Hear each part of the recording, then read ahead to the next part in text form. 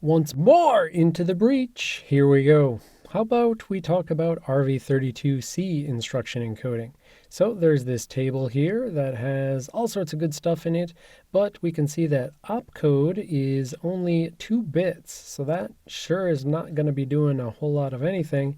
But then we see instead like funct4 and funct3 and funct6. So it looks like those minor opcodes are going to be doing the heavy lifting, not the primary opcode. And we had to talk about this a little bit throughout the class just because it came up so much. When you see in assembly instructions something like RS1 tick, the tick is saying, hey, by the way, this can only use the 3-bit encoding of instructions, not the 5-bit encoding that we saw for full instructions. 5-bit can get you all 32 registers. 3 bits can only get you 8 registers, specifically X8 through X15. X8, though, as we may recall, is also S0, is also the frame pointer. So if we pick a representative example to interpret, we can see, C AND, C OR, and so forth. It says C AND computes the bitwise AND of the values in registers, RD prime and RS2 prime. Now in my actual description, I think I stopped writing eventually like RD prime slash RS1 prime because I didn't want you to think there's a divide or something like that. So when I described it, I probably said just RD prime and RS2 prime going back into RD prime or something like that. Again, just trying to simplify it down, make it a little bit cleaner, but you can see where I got that from. Like, why did I call the single source RS2? Well, I called it that because that's the way it's listed in the manual. So in this case, these compressed binary operations and add and sub the W size thing, so the W size, so we know this is a compressed 64-bit instruction. These can only operate on the smaller register set. Then they have the opcode, which is 2 bits, and it's C1, and we don't know what that is. But then they've got another funct6 and funct2 worth of bits, so 8 bits in which to distinguish the AND and the OR and the XOR. But let's go ahead and just start with the C1. What is C1? Where does it come from? So if you were to go and look through this table 16.4 RVC opcode map, you would see a whole bunch of no C1. So we said in the previous opcode map that you could, go into this map and then find the thing and then reverse the bits from there. Well, this case I have no C1 here, so I don't know how that's supposed to be useful to me. So we got to kind of cheat again, and we got to go to the full description of how the instructions are actually encoded. We will slice out a little piece of it for this XORs and ORs and stuff that we're looking at here.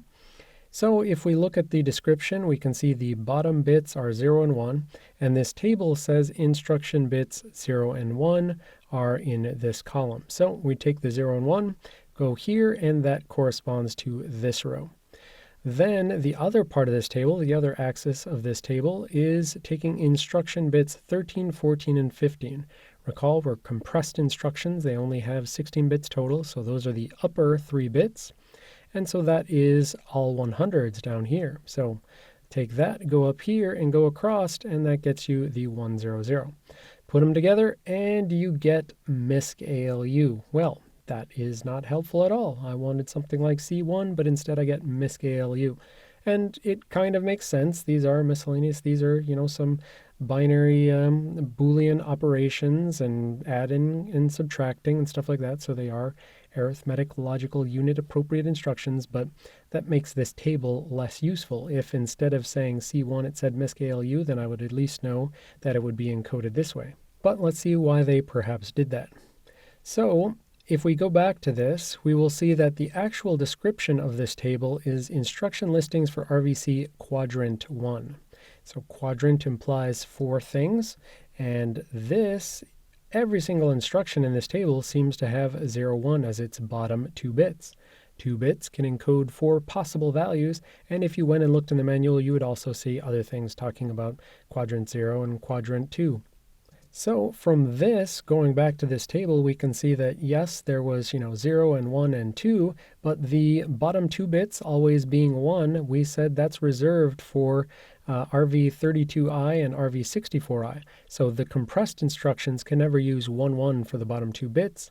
They must always use 0, 0, 0, 1, or 1, 0. And so for this particular diagram that we're showing right now, it's always 0, 1. That corresponds to all of these sort of instructions. So the inference I would want to make is that perhaps this opcode C1 means literally 01. And we know that that's true for this, but let's find out if that's true for other encodings. So does C0 or C1 or C2 mean quadrant or row 0 or 1 or 2, or the compressed encodings for that? So let's go find some other instruction like compressed addi for SPN. Look over here and we've got the opcode of C0, and go up here and that would be this right here, this quadrant C0, and indeed we can see addi for SPN as the very first example of that. Grab another one just contiguous, this C silly, and that is an opcode of C2. Go up here to the 2 row, and yes, C silly is right there, immediately available. So it seems like we're good to go, and the inference of opcode C0 is literally 00, opcode C2 is literally 10, and opcode C1 is 01. And with that, Kylo is sated for now. But hopefully you're not. Hopefully you can continue on and read the fun manual and, just explore and understand the actual literal details that I've hidden from you throughout the class. I haven't given you all the possible nitty-gritty detail because it's not always necessary. But now, when you really want to know what's going on with an instruction, when you are really unsure, go read the manual. And if you're still unsure, well, in the next section, we're going to learn how to write assembly ourselves. And with that, you can correlate what you see in the manual and what you see in the debugger.